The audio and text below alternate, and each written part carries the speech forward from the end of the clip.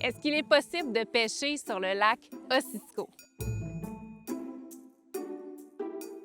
Au cœur du centre-ville de Rouyn-Noranda se trouve le lac Ossisco. Si plusieurs sceptiques pensent qu'on peut y pêcher seulement des pneus de caoutchouc, d'autres nous confirment le contraire. Oui.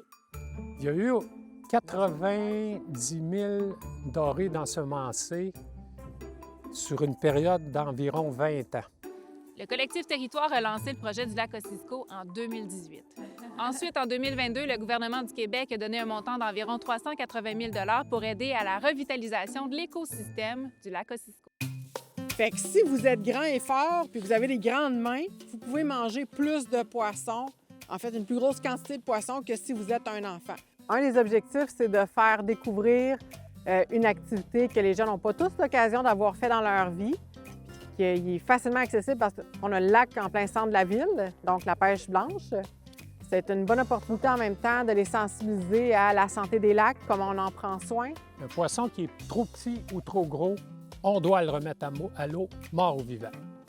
Et en 2025, Québec octroie un montant de 4,3 millions de dollars pour décontaminer le lac Ossisco. J'espère que ça va mordre.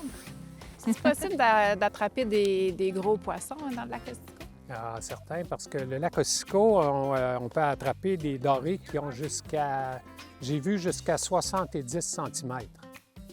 À partir de quand ils sont installés sur le lac, les cabanes sont accessibles à tout le monde. Pensez-vous que je suis capable? Donc, la population en général aussi sont là en tout temps, sont débarrés. Comment tu te sens en ce moment? C'est fun.